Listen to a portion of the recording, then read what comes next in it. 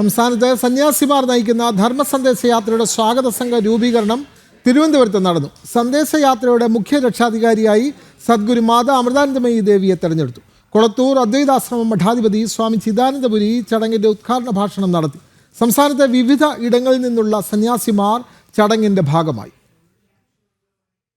നാടിന്റെ നന്മയ്ക്കായി ധർമ്മ സന്ദേശം ആശയം പ്രചരിപ്പിക്കാൻ സന്യാസിമാരുടെ നേതൃത്വത്തിൽ കേരളത്തിൽ സംഘടിപ്പിക്കുന്ന ധർമ്മ സന്ദേശ യാത്രയുടെ സ്വാഗത സംഘ രൂപീകരണമാണ് തിരുവനന്തപുരത്ത് നടന്നത്. സന്ദേശയാത്രയുടെ മുഖ്യ രക്ഷാധികാരിയായി സദ്ഗുരു മാതാ അമൃതാനന്ദമയിയെ തിരഞ്ഞെടുത്തു.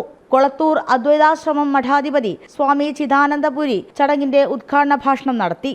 സാംസ്കാരിക മേഖല, വിദ്യാഭ്യാസ മേഖല എന്നിങ്ങനെ ഓരോ മേഖലയെ എടുത്തു കഴിഞ്ഞാൽ അതിഭീഷണമായ ഒരവസ്ഥയെ നേരിട്ടുകൊണ്ടിരിക്കുകയാണെന്ന് നിരീക്ഷിക്കുന്ന ആർക്കും മനസ്സിലാവും. ഇതിന് വലിയ ബുദ്ധിവൈഭവമൊന്നും ആവശ്യമില്ല. ഒരു നൂറ്റാണ്ട് കാലത്തെ കേരളത്തിൻ്റെ സാമൂഹിക ഗതിവിഗതികളെ ഒന്ന് വിലയിരുത്താൻ ശ്രമിച്ചാൽ ഒരു ഭാഗത്ത് ധാർമ്മികമായ വലിയ ഉയർച്ചയുണ്ടാവുന്നുണ്ട്, ഇല്ലാന്നൊരിക്കലും നമുക്ക് പറയാൻ വയ്യ. പക്ഷെ അതേ സമയത്ത് കേരളത്തിൻ്റെ സ്വത്വത്തെ, ഭാരതീയമായ മുഖ്യധാരയുടെ ഭാഗമാണ് കേരളം എന്ന ചിന്തയെ ഇല്ലാതാക്കി കേരളം എന്തോ ഒരു വിശേഷ പ്രദേശമാണെന്ന് തോന്നിക്കും വിധമുള്ള വിഗതികളെ നമ്മൾ തിരിച്ചറിയേണ്ടതുണ്ട്.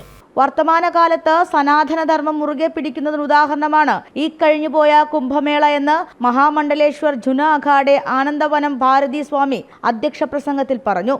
ഈ ഒരു പങ്കാളിത്തം, അത് ഈ സന്യാസിമാർ നയിക്കുന്ന ഒരു യാത്രയുടെ ഒരു ദൗത്യത്തിൻ്റെ പ്രാധാന്യം സാമാന്യമായി സാമാജികമായിട്ടുള്ള മുന്നേറ്റങ്ങൾക്കൊപ്പം നിൽക്കാത്ത ഒരുപാട് പേരെ കൊണ്ടുവരാൻ കഴിയുന്നുള്ളതാണ്.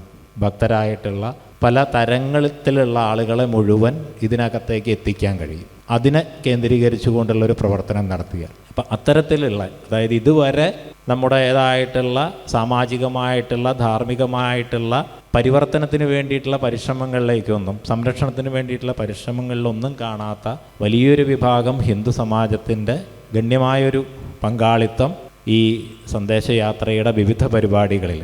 അങ്ങനെയാണ് അത്തരത്തിലുള്ള എല്ലാവരെയും പങ്കെടുപ്പിക്കുന്നതിനുള്ള വിവിധ പരിപാടികൾ സത്സുർബാൻ സ്വാമിജിയുടെയും മൈപുദാസ് സ്വാമിജിയുടെയും ഒക്കെ നേതൃത്വത്തിലൂടെ രൂപം കൊടുത്തുകൊണ്ടിരിക്കുന്നുണ്ട്.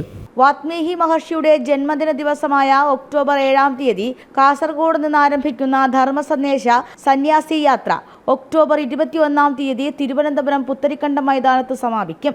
അമൃതാനന്ദമയി മഠത്തിൽ നിന്നുമുള്ള പ്രതിനിധിയായി ശിവാമൃതാനന്ദ സ്വാമി, ചെങ്കൽ ക്ഷേത്രം മഠാധിപതി മഹേശ്വരാനന്ദ സ്വാമി, ശിവഗിരി മഠം പ്രതിനിധി ബ്രഹ്മശിവാനന്ദ സ്വാമി തുടങ്ങിയ സന്യാസിമാർ സ്വാഗത സംഘ രൂപീകരണ ചടങ്ങിൽ പങ്കെടുത്തു.